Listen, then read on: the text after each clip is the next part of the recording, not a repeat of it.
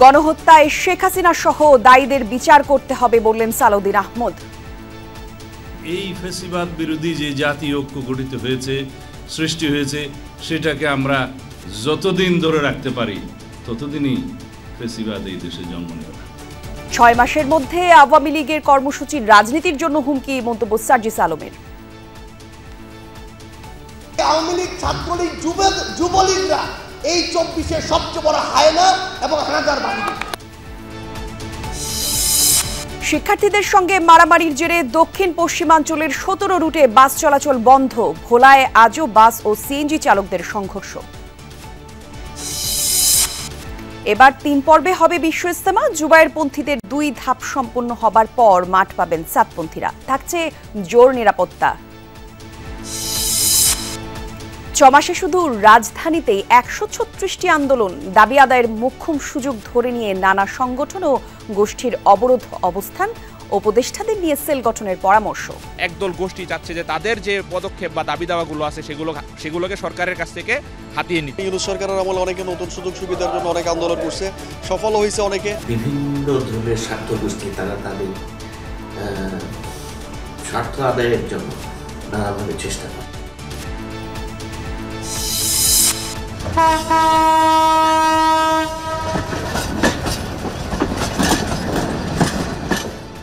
Running স্টাফদের কর্মবিরতি প্রত্যাহারের পর সারা দেশে রেল চলাচল স্বাভাবিক। যাত্রীরা হাফ ছেড়ে বাঁচলেও ভোগাচ্ছে শিডিউল বিপর্যয়। যমুনা টিভিতে আমি নিউজটা দেখেছিলাম যে কর্মসূচি ওনারা প্রত্যাহার করছে। তারপরে আমি অনলাইনে ঢুকে টিকিটটা কাটলাম। 1 ঘন্টা যাবত বসে আছি, ট্রেন ছাড়েই না, মাত্র ইঞ্জিন লাগাইছে। বাসে যাবো উদ্দেশ্য করে আসছি, আইসা দেখি যে ট্রেন চলে, পরে উদ্দেশ্য করে ঢুকছি।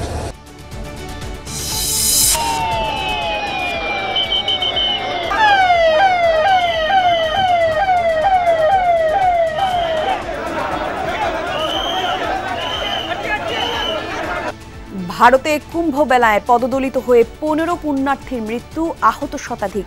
প্রশাসনের অবহেলা এবং অব্যবস্থাপনাকে দায়ী করছেন ধর্মীয় নেতারা।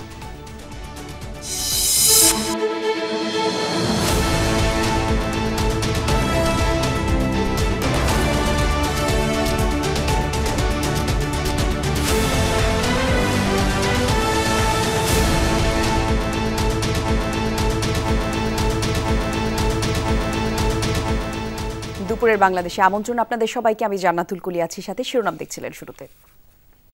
নির্বাচন বিলম্বিত করলে জনগণের কাছে এর কারণ তুলে ধরতে হবে।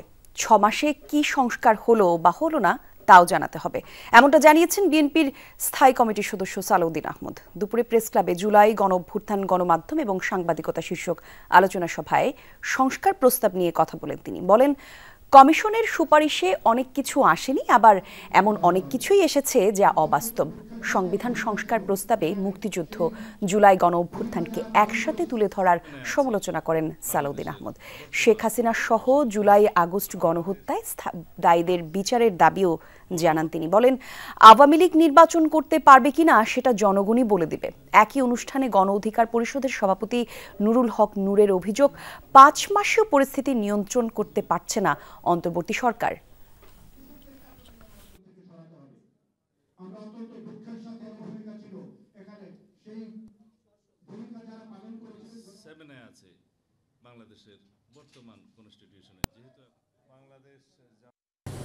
আমরা সকল রাজনৈতিক পক্ষই পরাজিত হব, শুধুমাত্র জিতবে বাংলাদেশের মানুষ। বাংলাদেশের মানুষকেই জিততে দিতে হবে। এই সরকারকে সফল হতে দিতে চাই, তাহলে সরকারকে গাইড করার জন্য, পরিচালনা করার জন্য আমাদেরকে যথেষ্ট সমালোচনা করতে হবে। 6 মাস যেতে না যেতেই আওয়ামী লীগ কিভাবে কর্মসূচি দেয় তা নিয়ে প্রশ্ন তুলেছেন জাতীয় নাগরিক কমিটির মুখ্য সংগঠক সার্জিস আলম। সকালে কাকরাইলে উইলস লিটল ফ্লাওয়ার স্কুলে জুলাই গণঅভ্যুত্থান নিয়ে করা প্রদর্শনী পরিদর্শনে গিয়ে এই মন্তব্য করেন তিনি। বলেন, 24-এর সবচেয়ে বড় হায়না যুবলীগ, স্বেচ্ছাসেবক লীগ। এত মানুষকে হত্যার পরও শেখ হাসিনা কিভাবে কর্মসূচি দেয় এই প্রশ্ন তোলেন সার্জিস। শেখ হাসিনা দেশে আসলে ফাঁসির মঞ্চে ঝুলবে বলেও মন্তব্য করেন তিনি। বলেন, তরুণরা নেতৃত্ব না দিলে আগামীর এক দশকেও স্বৈরশাসনের অবসান হতো না। বলেন, তরুণদের চিন্তাভাবনাকে রাজনীতিবিদরা হুমকি মনে করে। তরুণ নেতৃত্বকে দেশ পরিচালনায় এগিয়ে আসার আহ্বান জানান সার্জিস আলম। এই বাংলাদেশে ওই খুনি হাসিনা এবং তার দল আওয়ামী লীগ 6 মাস যেতে না যেতে আবার প্রোগ্রাম দেয়। মুক্তিযুদ্ধের ওই সময় যেই পাকিস্তানি হানাদাররা আমাদের ভাইদের বোনেদের হত্যা করেছিল, তারা যদি হায়না হয়, হানাদার বাহিনী হয়, তাহলে এই আওয়ামী লীগ, ছাত্রলীগ, যুবলীগরা এই 24-এর সবচেয়ে বড় হায়না এবং হানাদার বাহিনী। শ্রমিকদের সাথে শিক্ষার্থীদের বাড়াবাড়ির জেরে দক্ষিণ ও পশ্চিমাঞ্চলের 17টি রুটে বাস চলাচল বন্ধ, চরম দুর্ভোগে যাত্রীরা। ধর্মঘটের কারণ, সকাল থেকে বরিশাল ও ঝালকাঠির টার্মিনালগুলো থেকে ছেড়ে যায়নি দূরপাল্লার কোনো বাস। স্থানীয়রা জানায়, মঙ্গলবার বরিশাল বিএম কলেজের এক ছাত্রীর কাছ থেকে 75 টাকার বদলে 110 টাকা ভাড়া আদায় করা হয়। আর এই ঘটনায় বরিশাল বিশ্ববিদ্যালয় এবং বিএম কলেজের ছাত্ররা রূপাতলির বাস টার্মিনালে ভাঙচুর চালায়। এতে ঝালকাঠি বাস টার্মিনাল মালিক সমিতি এবং শ্রমিক ইউনিয়ন বিভিন্ন রুটে বাস চলাচল বন্ধ ঘোষণা করে। তাদের এই সিদ্ধান্তে ভোগান্তিতে পড়েছেন বিভিন্ন রুটের যাত্রীরা। যে সময় স্টুডেন্ট থাকে ওই সময় হাফ ভাড়া, যে সময় চাকরি করে ওই সময় রেগুলার, যে কোনো সময় আইয়া স্টাফেরে মারধর করে, গাড়ির গ্লাস ভাঙে। আপনার কালকে রূপতলি অফিস জ্বালাই দিয়েছে, 2টা গাড়ি একটা জ্বালাই দিয়েছে। ডেলি আমরা অ্যাসাল্ট হইতে আছে, গাড়ির উপর হামলা হইতে আছে। তাদের সমস্ত দাবি দাবি মানার পরেও অতএব আমরা এই যানমালের নিরাপত্তা রক্ষার জন্য আমরা গাড়ি চালাবো না। বাসস্ট্যান্ডের জায়গা দখলকে কেন্দ্র করে ভোলায় দ্বিতীয় দিনের মতো সংঘর্ষে জড়িয়েছে বাস শ্রমিক এবং সিএনজি চালকরা। আগুন দেয়া হয়েছে আরও 3টি সিএনজি চালিত অটোরিকশায়। মঙ্গলবার দুই পক্ষের সংঘর্ষ চলাকালে কয়েকটি বাস এবং অটোরিকশায় আগুন দেওয়া হয়। প্রতিবাদে ভোর থেকে ভোলায় সব রুটে বাস চলাচল বন্ধ করে দেয় মালিক সমিতি। এতে চরম দুর্ভোগে পড়েন যাত্রীরা। অনেকে ছোট যানবাহনে ছুটছেন কর্মস্থলে। আর পুলিশ জানায়, সংঘর্ষে দুপক্ষের প্রায় 50 জন আহত হয়। আজ সকালে ফের উত্তেজনা ছড়িয়ে পড়ে বাস স্ট্যান্ডের আশেপাশের এলাকায়। চলে ধাওয়া পাল্টা ধাওয়া। এখন পরিস্থিতি স্বাভাবিক আছে। আমরা এখনো তাদের উভয় পক্ষকেই আলোচনার জন্য আহ্বান জানিয়েছে কর্তৃপক্ষ। তারা কর্তৃপক্ষের সাথে আলোচনা করে তাদের যে সমস্যা আছে বা তাদের দাবি দাবা বিষয়গুলো নিয়ে এটা আলোচনার মাধ্যমে সমাধান করা হবে।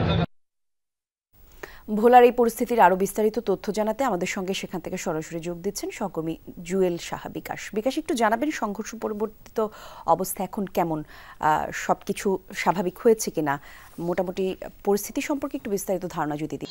আসলে বর্তমানে কিন্তু পরিস্থিতি কিছুটা স্বাভাবিক রয়েছে। আইন শৃঙ্খলা রক্ষাকারী বাহিনীর যে সদস্যরা রয়েছে তারা কিন্তু পরিস্থিতি স্বাভাবিক রেখেছে এবং ভোলা বীরশ্রেষ্ঠ মোস্তফা কামাল বাস স্ট্যান্ডে কিন্তু বিপুল পরিমাণে আইন শৃঙ্খলা রক্ষাকারী বাহিনীর সদস্যরা কিন্তু নিয়োজিত রয়েছেন। কোস্টগার্ড, নৌবাহিনী, র্যাব, পুলিশ সহ আইন শৃঙ্খলা রক্ষাকারী সদস্যরা কিন্তু সেখানে নিয়োজিত রয়েছেন এবং পরিস্থিতি এখন কিন্তু স্বাভাবিক রয়েছে। তবে সকালে 11টার দিকে কিন্তু আবারও এই গত রাতের যে ঘটনাটি ঘটেছিল সেই ঘটনাকে কেন্দ্র করে আরেক দফা কিন্তু ধাওয়া পাল্টা দেওয়া এবং ইট পাটকেল নিক্ষেপের ঘটনা কিন্তু ঘটেছিল এবং 3টি সিএনজিতে কিন্তু আগুন দেওয়া হয়েছিল এবং বেশ কয়েকটি সিএনজি ভাঙচুর করা হয়েছে। এছাড়াও ইট পাটকেল নিক্ষেপের ঘটনায় কিন্তু উভয় পক্ষের বেশ কয়েকজন কিন্তু আহত হয়েছে।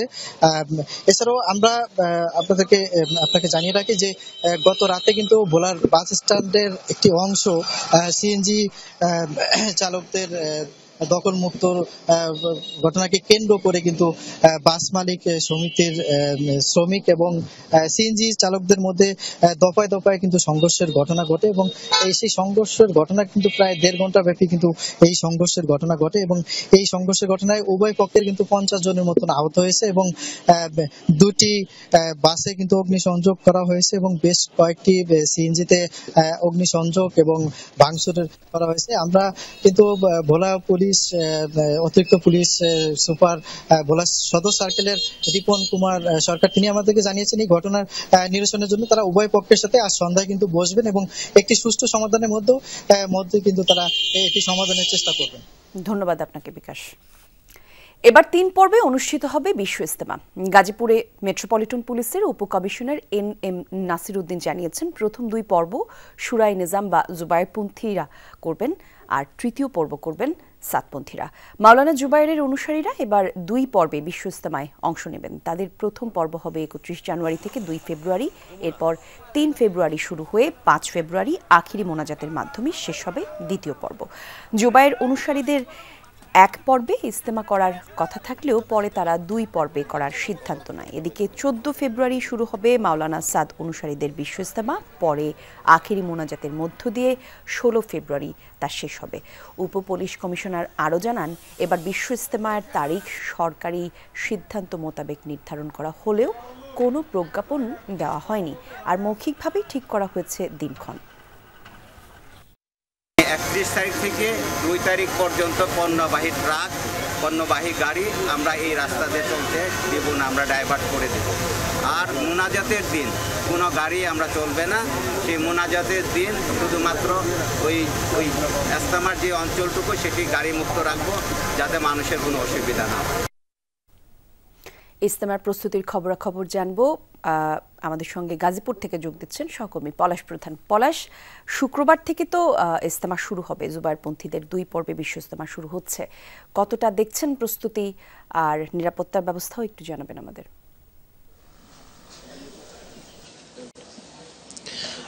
কলি, নিরাপত্তার বিষয় যদি বলি সেক্ষেত্রে বলবো সকাল থেকে কিন্তু পুলিশের মহাপরিদর্শক তিনি কিন্তু প্রত্যেকটি খিত্তা পরিদর্শন করেছে, দেখেছে ইজতেমার যারা আয়োজক কমিটি রয়েছে, শীর্ষ মুরব্বীরা রয়েছে, তাদের সাথে আলোচনা করেছে।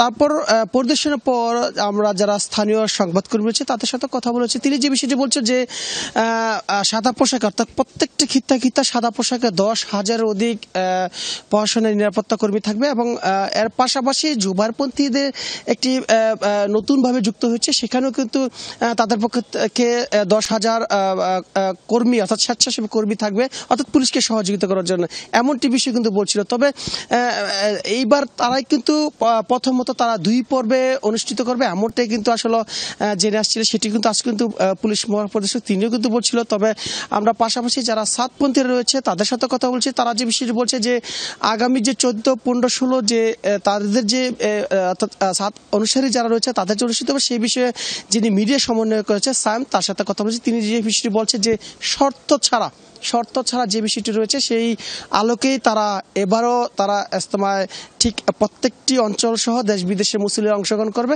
এতে কোনো শর্ত ছাড়াই তিনি যে বিষয়টি বলছে যে এখানে মুসলিমদেরকে যেভাবে বলা হয়েছিল পূর্বে যে নির্ধারিত তারিখ, সেই তারিখে তারা আসলে ময়দানে আসবে। তবে ময়দানের প্রত্যেকটি খিত্তা যে বিষয়টি দেখছি যে প্রত্যেকটি জেলা ওয়াইজ যেভাবে আসলে তারা এখানে এসে অংশগ্রহণ করবে সেই বিষয়টিকে আমরা গতকাল থেকে কিন্তু দেখেছি, তারা প্রত্যেকটি খিত্তা তারা অবস্থান নিয়েছে।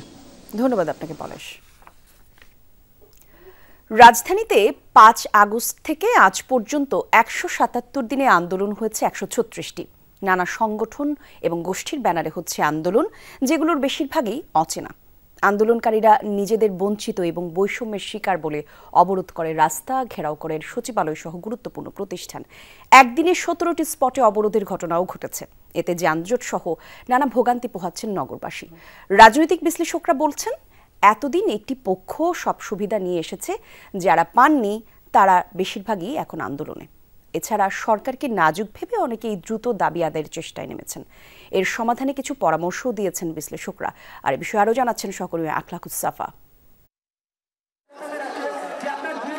সচিবালয় ঘেরাও করে 19 আগস্টের আন্দোলন ছিল ছাত্র জনতার অভ্যুত্থানের সময় স্থগিত এইচএসসি পরীক্ষাগুলো না দিয়ে সাবজেক্ট ম্যাপিংয়ে ফল প্রকাশের দাবিতে। এর বিপরীতে পরীক্ষা নেয়ার দাবিতেও আন্দোলন হয়।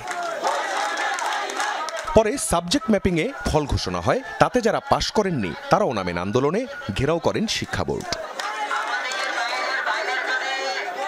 19 আগস্টই আরও নানা দাবিতে রাজধানীর 17টি পয়েন্টে চলে অবরোধ আন্দোলন। কারো দাবি চাকরি স্থায়ীকরণ, কেউ চান সরকারিকরণ, বদলি, নিয়োগ সহ নানান ইস্যু। বেশিরভাগের ব্যানারে লেখা বঞ্চিত আর বৈষম্যের শিকার জাতীয় শব্দ। ব্যাটারি চালিত অটোরিকশা চালকদের আন্দোলন চলে টানা 9 দিন। দিনের বিভিন্ন সময় সড়কের গুরুত্বপূর্ণ পয়েন্ট অবরোধ করে রাখেন তারা। অন্তর্বর্তী সরকারের শুরুর দিকেই আন্দোলনে নামে আনসার সদস্যরা 25 আগস্ট সকাল সন্ধ্যা অবরোধ করে রাখে সচিবালয়। রাজপথের আন্দোলনই নয়, এতদিনের বঞ্চিত বলে দাবি দেওয়া আদায়ে অবস্থান অনশন হয় সচিবালয় সহ সরকারি অফিসেও। এমএলএসএস থেকে শুরু করে বাদ যাননি ক্যাডার সার্ভিসের কর্মকর্তারাও। নতুন বছর শুরুর 28 দিনেই আন্দোলন হয়েছে 40টি। আন্দোলন হয় 43 বিসিএসে বাদ পড়াদের, 40 ব্যাচের অব্যাহতিপ্রাপ্ত এসআইদের। জগন্নাথ বিশ্ববিদ্যালয়ের দ্বিতীয় ক্যাম্পাস ইস্যুতে সচিবালয়ে অবস্থান অনশন কর্মসূচি চলে 2 দিন। পাঠ্যপুস্তকে আদিবাসী শব্দ নিয়ে আন্দোলন সংঘর্ষ হয় 4 দিন। এছাড়া বিডিআর সদস্যদের পরিবার ও চাকরিচ্যুত বিডিআর সদস্যরাও নামেন রাজপথে।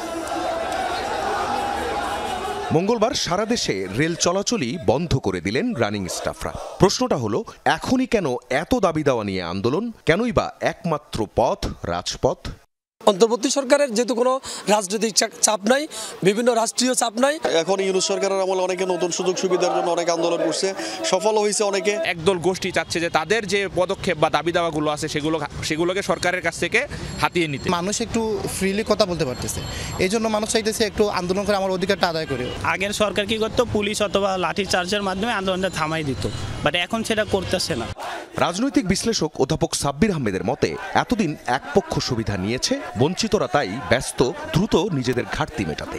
আমি একটা সুযোগ পেলাম, একটা অপরচুনিটির সামনে আসছে, এই সময়টাকে ইউটিলাইজ করা। অনির্বাচিত সরকারের কাছ থেকে বিভিন্ন ধরনের স্বার্থ গোষ্ঠী তারা তাদের স্বার্থ আদায়ের জন্য নানাভাবে চেষ্টা করে। রাজপথ চলমান রাখতে আন্দোলন ইস্যুতে উপদেষ্টাদের নিয়ে একটি সেল করার পরামর্শ ডক্টর সাব্বির আহমেদের। আখলাকুস সাফা, যমুনা নিউজ, ঢাকা।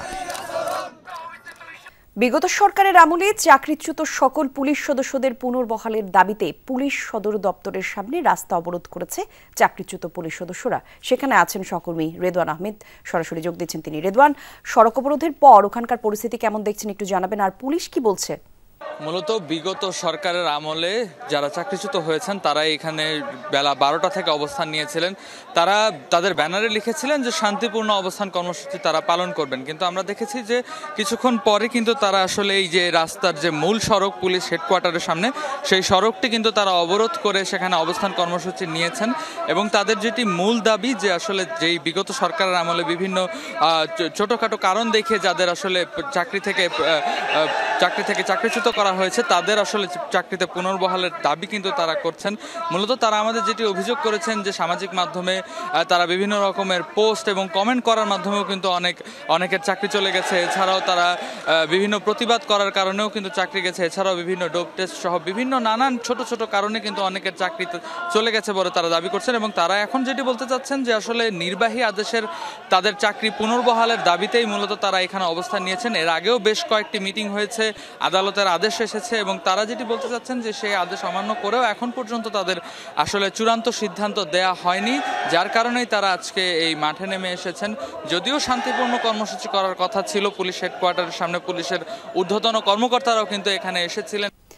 17 থেকে 20 ফেব্রুয়ারি 4 দিন ভারতের নয়াদিল্লিতে 55তম বিজিবি বিএসএফ মহাপরিচালক পর্যায়ের বৈঠক হবে, এই তথ্য জানিয়েছে স্বরাষ্ট্র উপদেষ্টা অবসরপ্রাপ্ত লেফটেন্যান্ট জেনারেল মোহাম্মদ জাহাঙ্গীর আলম চৌধুরী। দুপুরে সচিবালয়ে আন্তঃমন্ত্রণালয় বৈঠক শেষে এই কথা জানান তিনি। বলেন, আসন্ন বৈঠকে বিএসএফের সীমান্ত হত্যা এবং গুলি বন্ধের বিষয়ে গুরুত্ব দেওয়া হবে। এছাড়া ভারতীয় সীমান্তে ফেন্সিডিল সহ মাদক কারখানা বন্ধেও জোর দেবে বাংলাদেশ। পাশাপাশি সীমান্তে বাংলাদেশকে না জানিয়ে অবকাঠামো এবং কাঁটাতারের বেড়া নির্মাণ করার বিষয়টি গুরুত্ব পাবে বলে জানান স্বরাষ্ট্র উপদেষ্টা। বলেন, 2010 সালে যে অসম চুক্তি হয়েছিল সেটির ধারা সংশোধনেও দেয়া হবে গুরুত্ব। বৈঠকে বিজিবি মহাপরিচালক মেজর জেনারেল মোহাম্মদ আশরাফুজ্জামান সিদ্দিকী বলেন, সীমান্তের সাম্প্রতিক অবস্থা সহ যে কোনো ইস্যুতেই ছাড় দেবে না বাংলাদেশ।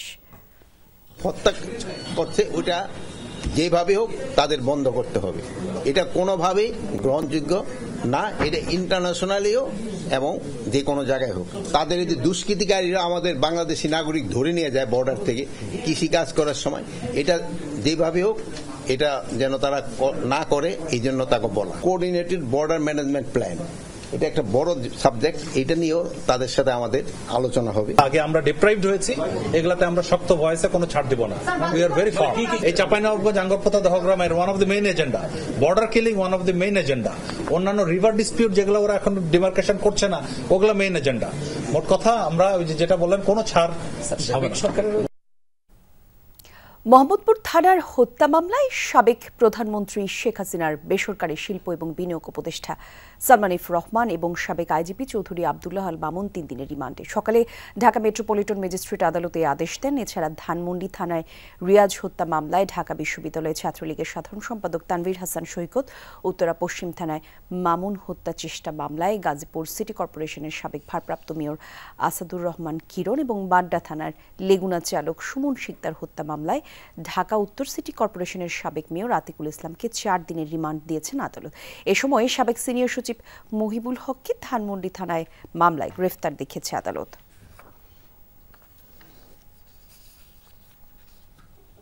সুন্নতে খাতনা করাতে গিয়ে রাজধানীর সাতারকুলে ইউনাইটেড মেডিকেল কলেজ ও হাসপাতালে শিশু আয়ান আহমেদের মৃত্যুর জন্য দায়ী 2 চিকিৎসকের দৃষ্টান্তমূলক শাস্তি চান তার বাবা শামীম আহমেদ।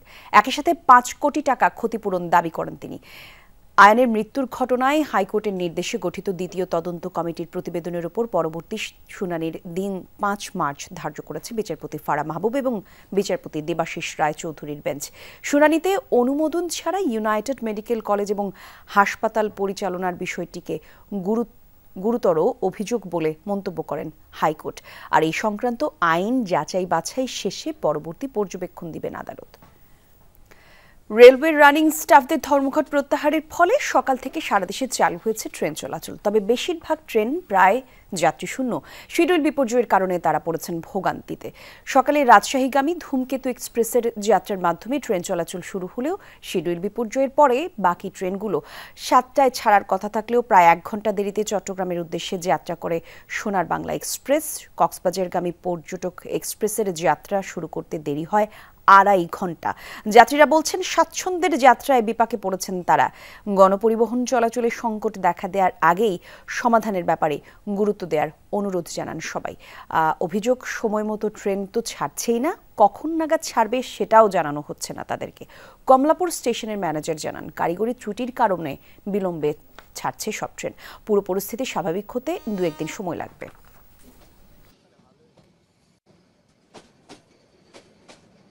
ফ্যামিলি নিয়ে বাসায় যাচ্ছি, খুব ভালো লাগতেছে। মোটামুটি ভালো লাগতেছে, কিন্তু যদি কারেন্ট টাইমে ছাড়তো আরো বেশি ভালো লাগতো।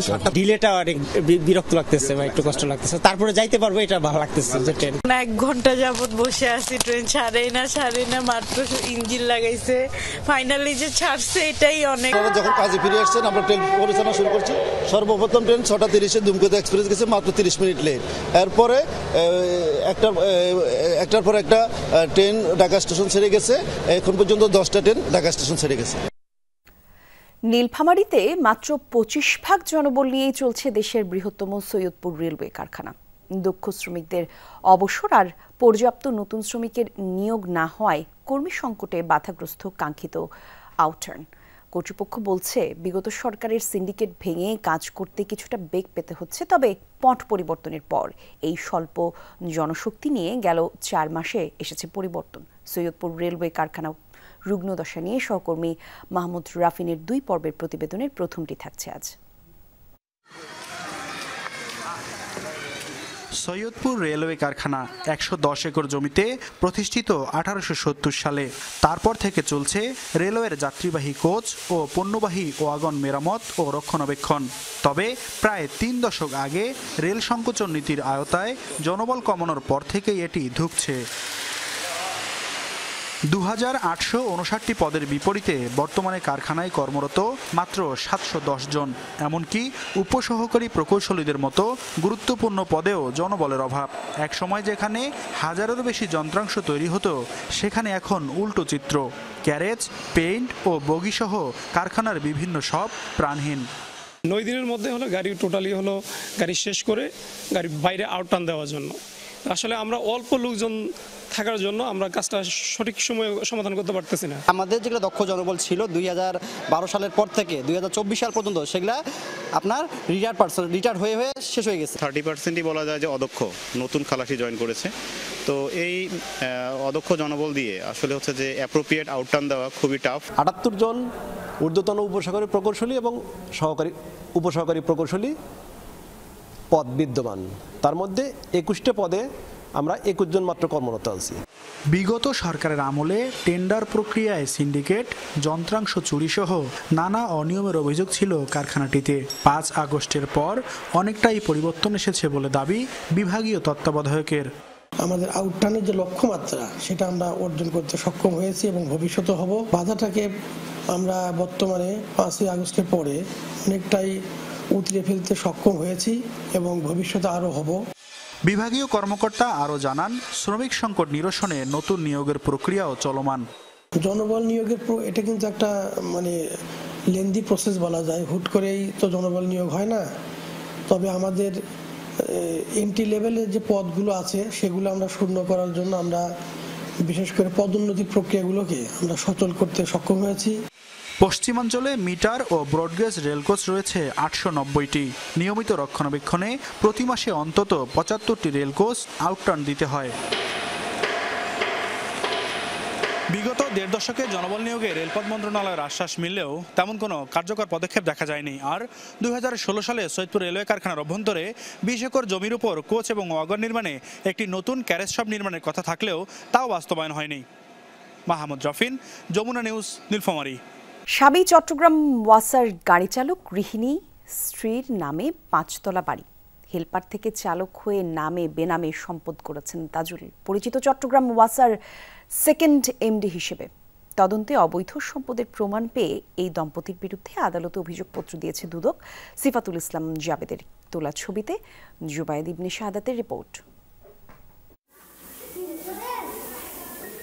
রৌফবাদে তৈয়বিয়া হাউজিং সোসাইটিতে 5 তলা ভবনটি চট্টগ্রাম ওয়াসার গাড়ি চালক তাজুল ইসলামের স্ত্রী খায়রুন্নেসার নামে। তবে বাড়িটিতে থাকেন না তারা, সব ফ্ল্যাট ভাড়া দিয়েছেন। দেখাশোনা করেন এই নারী। ইতারা হড় আছি এনে তো আরো না জানি এনে হইতে করছি তাকে তো ইতারা বাসাদার সাথে আনা হদিন না ওদিকে না যায় মানে আইনে দেখাশোনা করে তারা যাবে ফাঁকে ফাঁকে আইয়ের মাসে মাসে। স্থানীয়দের কাছে তাজুল এক বিস্ময়ের নাম, কারণ 1989 সালে 2000 টাকা বেতনে হেলপার হিসেবে যোগ দেন ওয়াসায়। পরে পদোন্নতি পেয়ে হন চালক, এরপর আর পিছনে তাকাতে হয়নি। 20,000 টাকা যে বেতন ধন সম্পত্তি যে প্রচুর থাকে এটা অবৈধ হইতে পারে। ড্রাইভারের এত অ্যাসেট হওয়ার তো কোনো প্রশ্নই আসে না, এটা তো নিশ্চিত যে এটা একটা দুর্নীতিগ্রস্ত ড্রাইভার। যার 15-20 টাকা আয় সে কিভাবে বহুতল ভবনের মালিক, এগুলো তো অস্বাভাবিক, আর এগুলো তো দুর্নীতি করেই মূলত হয়ে থাকে। তাজুলের স্ত্রী গৃহিণী, নেই আয়ের কোনো উৎস, অথচ তার নামে বাড়ি ও ব্যাংকে টাকাসহ 59,89,000 টাকার অবৈধ সম্পদের সন্ধান পেয়েছে দুদক। আয় বৈধ করতে স্ত্রীকে পোল্ট্রি খামারি সাজান তাজুল। তদন্তে প্রমাণ পেয়ে দুজনের বিরুদ্ধে আদালতে অভিযোগপত্র দিয়েছে দুদক। তার ইনকামের সাথে এই বিল্ডিংয়ের যে খরচ ওইটা একটু বিশাল তারতম্য দেখা যায়। সেই তারতম্য এবং অসঙ্গতি যেটা ওরা প্রদর্শন করেছে ইনকাম ট্যাক্স ফাইলে, সেই তারতম্য অনুযায়ী তার বিরুদ্ধে এই অবৈধ সম্পদ এবং জ্ঞাত বহির্ভূত সম্পদের তথ্য পাওয়া যায়। তাজুল চট্টগ্রাম ওয়াসা শ্রমিক কর্মচারী ইউনিয়নের সাবেক সাধারণ সম্পাদক, 15 বছর এমডি পদে থাকা AK ফজলুল্লাহর ঘনিষ্ঠজন। ওয়াসা সেকেন্ড এমডি হিসেবে পরিচিত এই গাড়ি চালকের বিরুদ্ধে নিয়োগ বাণিজ্যের অভিযোগ করেন ভুক্তভোগীরা। আউটসোর্সিং নামে ওয়াসা শ্রমিকদের থেকে লক্ষ লক্ষ টাকা নিয়ে চাকরি প্রদান করে প্রায় 200 ছেলে। 6 জনের জন্য টাকা তাজু ভাইকে দেই, চাকরি দেয় নাই। সরকার প্রধান হওয়ার পরে উনি চলে গেছে, ওনাকে আর পাওয়া যায় নাই। ও আমাকে হুমকি দিতেছে, তোরা এখন ওইখান থেকে উঠে নিয়ে আসবো, তুই কোথায় আসো সেটা বল, আমি টাকা চাইছি। ফজলুল্লাহ স্যারের পৃষ্ঠপোষকতায় রাজনীতি করতেন, ওনার কথা ফজলুল্লাহ স্যার শুনতেন। ধর্ষণ ও হত্যা চেষ্টার অভিযোগে 2টি মামলা হওয়ার পর 2 বছর আগে সাময়িক বরখাস্ত হন তাজুল। সাক্ষ্য প্রমাণ যা যা আছে সবগুলো দিয়ে তার অপরাধ প্রমাণ দুদক যতটা সহায়তা চাইবে আমরা আদালতকে সহায়তা করব এবং আমরা ওয়াসাকে এই ধরনের দুর্নীতির করাল ছায়া এগুলো থেকে আমরা মুক্ত করতে চাই। আত্মগোপনে থাকায় নানাভাবে চেষ্টার পরও জানা যায়নি এই দম্পতির মন্তব্য। জুবায়েদ ইবনে শাহাদাত, যমুনা নিউজ, চট্টগ্রাম। কারখানা কর্তৃক চলাচলের রাস্তা বন্ধ করে দেওয়ার প্রতিবাদে মানিকগঞ্জে মহাসড়ক অবরোধ করে বিক্ষোভ করছে গ্রামবাসী। এতে প্রায় 2 ঘন্টা ধরে পাশে কয়েকশো যানবাহন আটকা পড়ে চরম ভোগান্তির শিকার হন যাত্রীরা। পুলিশ জানায়, সাটুরিয়া উপজেলার গোলরা এলাকায় কয়েকশো নারী পুরুষ বেলা 12টার দিকে সড়ক অবরোধ করে। মাইকিং করে লোক জড়ো করা হয়। আন্দোলনকারীদের অভিযোগ, গোলরা এলাকায় গ্রামবাসীর যাতায়াতের একটি পুরনো রাস্তা বন্ধ করে দিয়েছে 2টি কারখানা, আর এতে করে তাদের চলাচলে অসুবিধা হচ্ছে। রাস্তা ফিরিয়ে দেওয়ার দাবিতে আন্দোলনে নেমেছেন তারা। দাবি আদায় না হলে কঠোর কর্মসূচির হুঁশিয়ারি দিয়েছেন আন্দোলনকারীরা। পিলখানা হত্যার ঘটনা সুষ্ঠু তদন্ত করে জড়িতদের সঠিক বিচারের আহ্বান জানিয়েছে শহীদ পরিবার এবং বেঁচে ফেরা অফিসাররা। সংবাদ সম্মেলনে তাদের অভিযোগ, ঢালাওভাবে সব বিডিআর সদস্যদের মুক্তি দেয়া হচ্ছে। তাদের অভিযোগ, শেখ হাসিনার নির্দেশে ঘটনা হলেও বিডিআরের সব সদস্য নিরপরাধ ছিল না। সকালে মহাখালীর রাওয়া ক্লাবে শহীদ পরিবারের সদস্যরা জানান, 15 বছর পরও শহীদ পরিবার সঠিক বিচার পাচ্ছে না। দোষীদের মুক্তির দাবিতে সবাই সোচ্চার। 57 জন সেনা সদস্য হত্যা করে এখন দৃশ্যপট পরিবর্তনের ষড়যন্ত্র করা হচ্ছে বলে অভিযোগ তোলেন তারা। বলেন, বিডিআর সদস্যরা সবাই নিরীহ ছিল না। তাদের কেউ কেউ সেনা সদস্যদের হত্যার পাশাপাশি পরিবারের সদস্যদেরকে আটক রেখে নির্যাতন চালায়।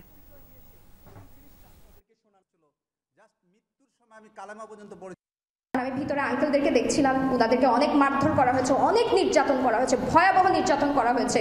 এবং that was the worst case scenario আমার চিন্তার মধ্যে, যে আমার বাবার সাথে হয়তো এরকম কিছু একটা হচ্ছে। আমার বাবাকে মেরে একটা মাথায় গুলি করে রাস্তায় সন্ধ্যা পর্যন্ত রাস্তার মধ্যে ফেলে রাখা হয়েছিল এবং তারপর তাকে গণকবরে স্তূপ করে ফেলে তার উপর দিয়ে মাটি দিয়ে দেওয়া হয়েছিল। কাদের বিচার করা হয়েছে? যাদের আপনারা বলছেন নির্দোষ টির্দোষ কি বলেছেন, আরে অনেক তো অপরাধ করেছে, তাদের বিচারে আসেইনি, করতে দেওয়া হয়নি, বাধা দেওয়া হয়েছে।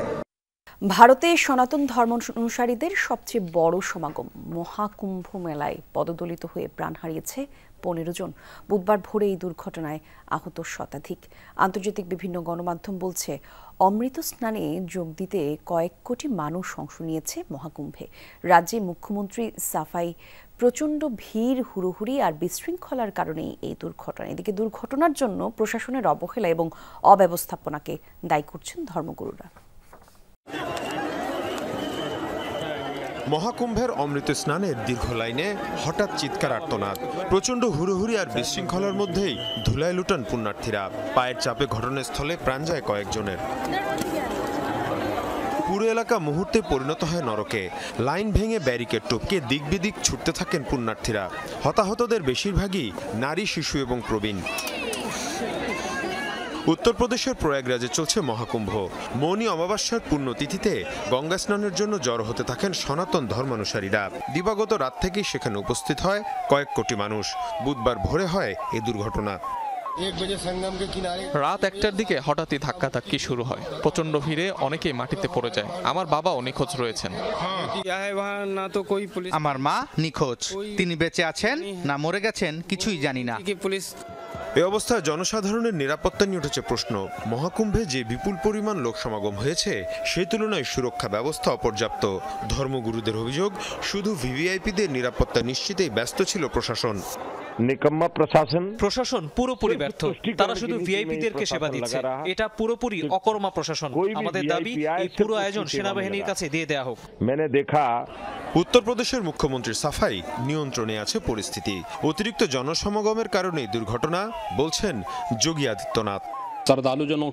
অমৃত স্নানে অংশ নিতে 8 থেকে 10 কোটি মানুষ অংশ নিয়েছেন। সে কারণেই এ দুর্ঘটনা। পরিস্থিতি নিয়ন্ত্রণে প্রশাসন সর্বোচ্চ চেষ্টা চালিয়ে যাচ্ছে। পাশাপাশি বিজেপির পক্ষ থেকেও চেষ্টা চালানো হচ্ছে। এদিকে দুর্ঘটনায় নিহতদের প্রতি শোক ও শ্রদ্ধা জানিয়েছেন প্রধানমন্ত্রী নরেন্দ্র মোদী, কংগ্রেস নেতা রাহুল গান্ধী সহ বিভিন্ন রাজনৈতিক দলের নেতারা। মীর মুশফিকা হাসান, যমুনা নিউজ। আর এই ছিল দুপুরের বাংলাদেশে। এতক্ষণ সঙ্গে থাকার জন্য ধন্যবাদ সবাইকে।